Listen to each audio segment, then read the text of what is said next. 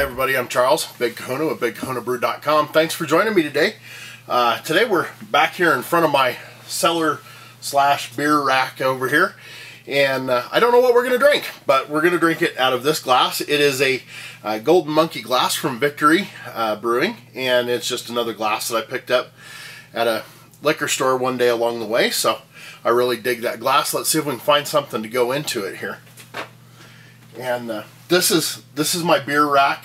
This is where I store a lot of the beers that I pick up and either want to age and cellar, try and keep for a long time, or anything that I just don't have anywhere else for it to go.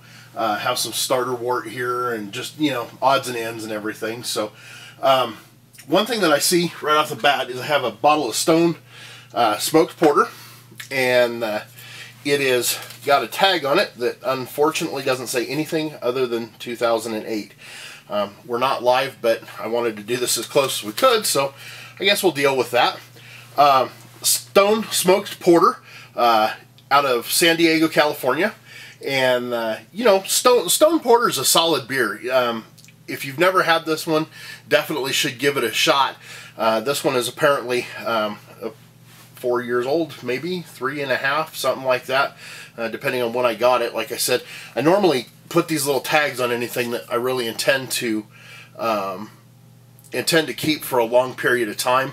I'll throw one of these little labels on it, and that way I don't end up 4 years later trying to figure out what the hell it is I'm drinking. So I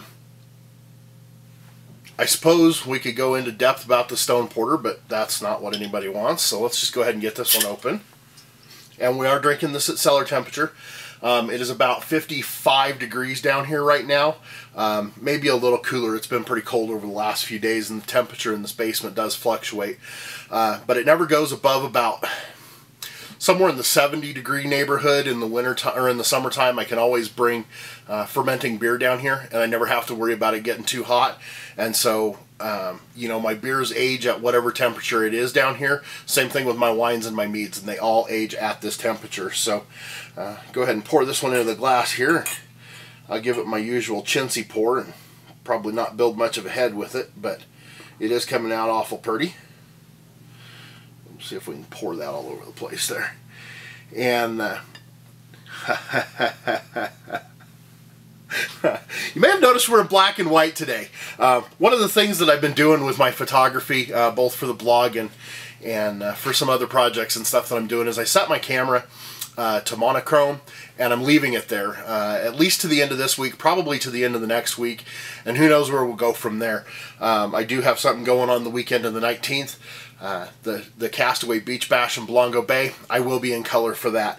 But I feel it really pushes, you know, just like everything I do, I try and push the envelope. I try and do all of these things, and then every once in a while you just have to come back to the basics.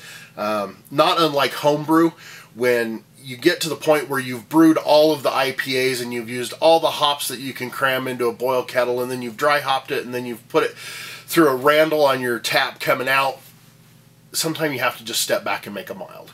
And that's kind of what I've done both with photography and apparently today video. Is we're back to black and white, so hopefully this works out. We still got good carbonation here, so the bottle held seal just fine, which I really didn't expect anything less. The head is turned a little rocky on top, and that's kind of interesting. It's you know, it looks a little creamy right there on top, and then in the side of the glass there, it's starting to it almost looks like mattress foam. It's just really kind of the bubbles are getting a lot bigger in there. There is the smoke seems to have gotten a little more pronounced, strangely enough. Maybe this is just a little stronger bottle than the last few I've had. I wouldn't make any predictions there, but there's definitely a smoky flavor there that's stronger than what I'm used to with this beer.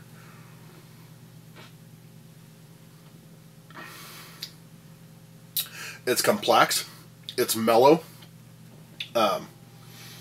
This is not harsh in any way. I would give this beer to anyone looking to try a smoked beer. It's not like some of the German ones that I'm not even going to try and pronounce their name, or even my home-brewed smoked beer that I made that was just so over the top that it really was a little difficult to drink. So this is really smooth.